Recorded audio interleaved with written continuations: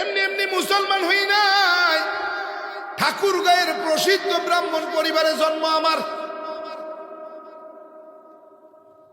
12 মাসে 13 পূজা, 33 কোটি দেব দেবী, তুলসীর গাছের তলায় 64 কোটি ভগবান।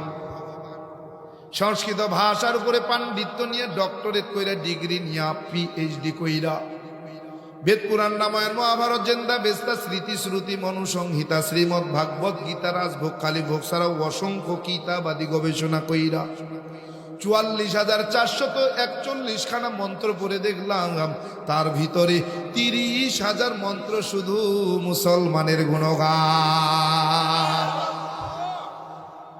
এই 30,000 মন্ত্র কোরআনে হাকিমের 30 পারা, 114টি সূরা, 6,666 মতান্তরে 6,236 আয়াতের সঙ্গে হুবহু মিল পাওয়া যায়। কোরআনে হাকিমের প্রত্যেকটি আয়াতে কারিমার সাথে কয়েক শত মন্ত্র পাঠ করে শোনানো যায়। প্রত্যেকটা মন্ত্রের কিতাবের নাম, অধ্যায় নম্বর, পৃষ্ঠা নম্বর, শ্লোক নম্বরও বলা যায়। এমনি এমনি কিন্তু মুসলমান হই নাই। ভাবছ গরুর গোশত খাওয়ার লোভে বোধহয় মুসলমান? না রে, মুসলমান না। গরুর গোশত খাওয়ার লোভে এখন আর মুসলমান হওয়া লাগে না। অনেক দাদা কাকা জেঠারা গোপনে গোপনে গরুর গোশত খায়। বললাম এমনি এমনি মুসলমান কিন্তু হই নাই। বাবা আমাকে বড় আশা নিয়া সংস্কৃত বিশ্ববিদ্যালয় থেকে পাণ্ডিত্য নেওয়াবেন। বাবারে ডাক দেখো, বাবা কেন আপনি আমাকে পণ্ডিত বানাতে চান? বলে বাবা বুঝো না, আমি আর চিরকাল থাকবো না রে। আমার অবর্তমানে আমার দায়িত্ব পালন করতে হবে, এজন্য তোমার বড় পণ্ডিত হতে হবে। বাবা আমার সংস্কৃত বিশ্ববিদ্যালয়ে ভর্তি করে দিলেন।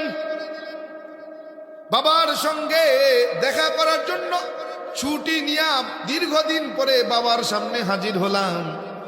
বাবাই ডাক দিয়ে কয়, কি ব্যাপার বাবা, বাড়িতে কেন আসলা? বললাম আপনাদের দেখার জন্য মনটা কেমন আনচান করে পড়ে, আপনাদেরকে দেখা করার জন্য আসছি। বলে বাবা সময় মতো কিন্তু চলে যাও, ঠিক আছে? বলে বাবা লেখাপড়া কেমন চলে বলো? বলে খুব ভালো। বলে কেমন ভালো? বলে খুব ভালো। তবে বাবা আজব একটা বিষয় আমার মাথায় ধরে না, এই বিষয়টা আমি বুঝতে পারি না। বলে কোন বিষয়টা বল?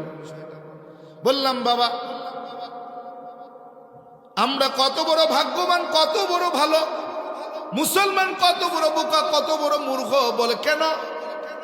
আমরা 12 মাসে 13 জন খোদা, 33 কোটি দেব দেবী, তুলসীর গাছের তলায় 64 কোটি ভগবান দেখা দেখা তাদের সিজদা করি। কিন্তু মুসলমানগুলো কত বড় বোকা, কত বড় মূর্খ, তারা তাদের আল্লাহরে দেখে না, কিন্তু আল্লাহর কদমে নাকি সিজদা করে। বাবা কয় সত্যি যে তুমি বড় জ্ঞানী হবে এটা বোঝা যায়। আমি বললাম বাবা আশীর্বাদ করেন ভগবান যেন আমারে অনেক বড় জ্ঞানী বানায়। বলে যাও, আশীর্বাদ করে দিলাম।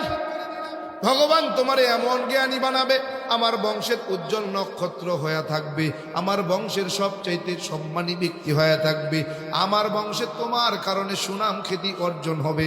যাও যাও, তোমারে আশীর্বাদ করে দিলাম। ছুটি শেষ করে নিয়ে সংস্কৃত বিশ্ববিদ্যালয়ে ফিরে গেলাম।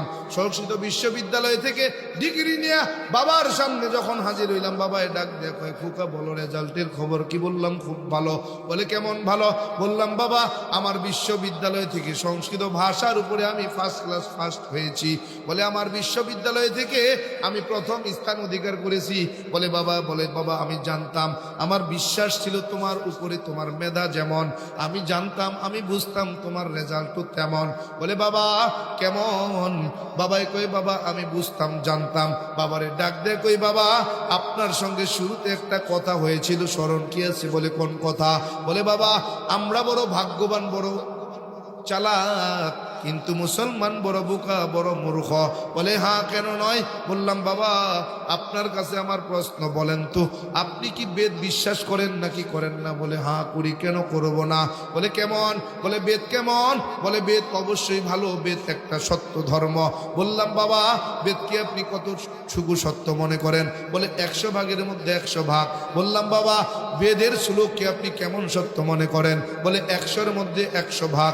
বললাম বাবা বেদ যদি সত্য হয়, বেদের শ্লোক যদি সত্য হয়, তাইলে মুসলমান সত্য, আমরা মিথ্যা। আর বেদ যদি মিথ্যা হয়, বেদের শ্লোক যদি মিথ্যা হয়, তাইলে আমরা সত্য, মুসলমান মিথ্যা।